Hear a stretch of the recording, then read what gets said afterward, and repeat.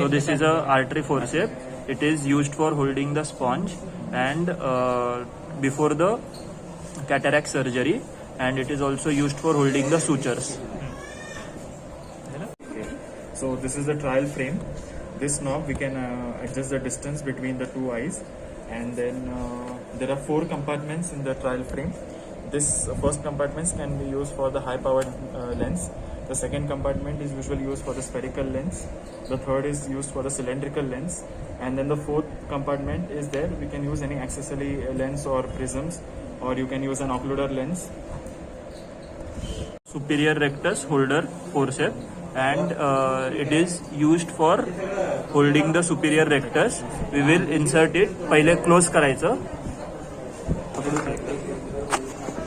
First we will close it, then we will insert in the upper part of the eyelid, and then we will open it and hold the superior rectus, and then we will remove it, and we will tie suture to the superior rectus, and we will tie that suture to the drips.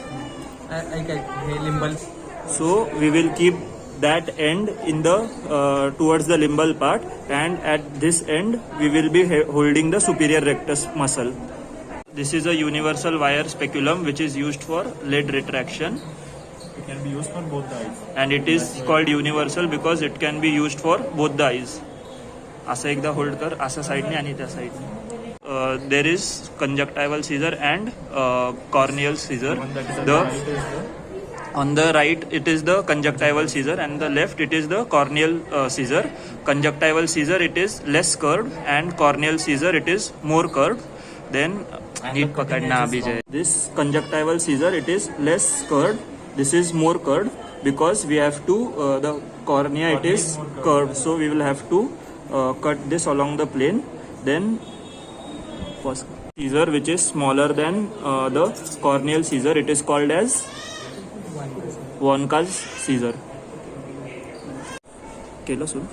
So this is conjunctival holder. We will hold it while cutting the conjunctiva with conjunctiva scissor, and this is thermal cautery, and the ball, there is pointed tip, and there is this ball, and ball is made up of copper. The one on the right side is the crescent knife. It is used for lamellar dissection of the cornea, and it is blunt. Lamellar corneoplasty, keratoplasty, and for creating scleral flap or pocket in trabeculectomy. This is the angular kerato. It used to make corneal incision in phacoemulsification. It is also used to enter the anterior chamber after making a sclerocorneal tunnel with the crescent knife. It is used in 6 and phacoemulsification. Side port, it is also 15 degree, na? This is a side port or 15 degree, and in this the edges of the incision they are 15 degree. This we will be inserting trypan blue dye through the side port, and this will stain the anterior capsule, and we will then do anterior capsulectomy, which can be of 3 types. Either it can be can opener type, envelope, or the CCC type. Then we will be doing hydrodissection, which will separate the lens from the posterior capsule, and then we will deliver the lens into the anterior chamber, and the lens will be removed from the anterior chamber by. So after we have removed the lens in the anterior chamber, we will remove the lens outside through the corneoscleral tunnel via this wire vectis. आणि एक काढताना दाखव ना असं lens अशी आहे आणि बाहेर काढायचं. So this is a 2-way irrigation aspiration cannula. It is having 2 cannulas. The first cannula it is connected to the IV line, and it will do irrigation via the side port. And the second cannula is connected to the syringe for vacuum aspiration. The needle at the front, it has 2 ports, one at the side and one at the front. The side part it is used for irrigation, and the front is used for vacuum aspiration. Cannula is used for removing the remaining part of the cortex which is present in the capsular bag. This is Kellman-Macpherson forceps. we will hold the intraocular lens at the junction of the haptic part and the optic part, and it is useful for reposition of the intraocular lens into the capsular bag. So this is iris repositor. Sometimes when the corneal flap is not made and we will go directly into the cornea, the iris can so if we are making a premature tunnel or we are not making corneal flap, then iris has tendency to prolapse out. So if the iris has prolapsed out, we will use this iris repositor to place the iris back into the position. So this is chalazion clamp and this is chalazion scoop. So in chalazion clamp, first this part should be on the inner side, on the conjunctival side, and this part should be on the skin side. So we will put this clamp and we will evert the eyelid, and then we will incise the chalazion and we will remove the granulomatous tissue using this chalazion scoop. This is Coop's knife and it is not sharp at the end, and it is used for removing of the pterygium. So this is a lacrimal probe. It is used for checking the patency of the lacrimal apparatus and nasolacrimal duct. And this lacrimal probe is available in various number. This one is 1 and 2 number. This is a punctum dilator which is used for dilation of punctum during sac syringing. This is cat's paw retractor which is used in dacrocystectomy for holding the skin, and this is periosteum elevator which is used to elevate the periosteum during dacrocystectomy. This is a muscle hook which is used to hold the extraocular muscle during the squint surgery. This is evisceration scoop which is used during the evisceration of the eye. This is enucleation scissor and it is used for cutting the optic nerve. We will insert it like this, and at posterior we will cut the optic nerve after all the extraocular muscles have been dissected. This is entropion clamp.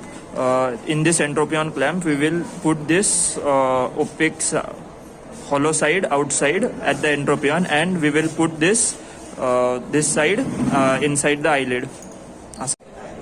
This is a sac syringing needle for detection of patency of the lacrimal apparatus and lacrimal sac. We will insert normal saline via this into the punctum, and we will ask the patient whether he is getting sensation of normal saline in the nasopharynx. This is a Schiot stonometer. In this part we will put the weight, and this part we will put on the cornea. First we will ask the patient to sleep in the supine position, and then we will put anesthesia in his eye, and we will start from the 5 gram weight, and we will put this part on the cornea, and जेव्हा हा पूर्ण part आतमध्ये गेलाय, then we will take the reading. This part will deflect, and mostly in the starting the deflection should be 3 to 4 mm. If it is not, then we will add on the weight, and then we will compare the weight according with the values for the intraocular pressure via the chart. So these are the two lenses which are used in work4 dot test for assessing the color blindness. For assessing the squint, and the red R is put in the right side and the green is put in the left eye, and we will ask the patient that how many color dots he is going to see. Normally he will see 2 green, 1 red and 1 yellow or white dot. Used for Maddox rod test, and we will hold this in front of the right eye, and we will put torch in front, and we will ask the patient whether the line and the dot are seen in a one single alignment or different position. If they are in, so in this, if the patient sees the line and the dot in the same alignment, then the patient is normal. If the line and the dot they are crossed, then it is exotropia, and if they are in the same position, then it is esotropia.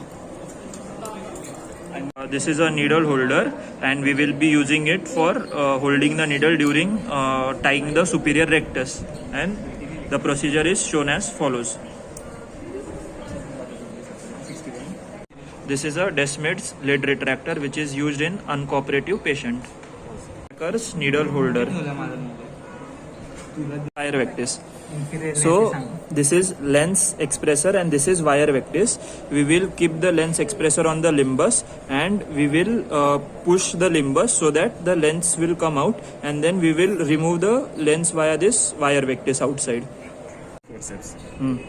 This is the plain forceps. Hmm. Okay, plain holding forceps. Then this is the Sujetine forceps. This is McPherson's forceps used to hold and place the intraocular lens. Hmm. And this is the Corneal. corneal forceps. Corneal forceps is curved at the Small curved anteriorly. साईडला कर ना थोडं त्याला rotate.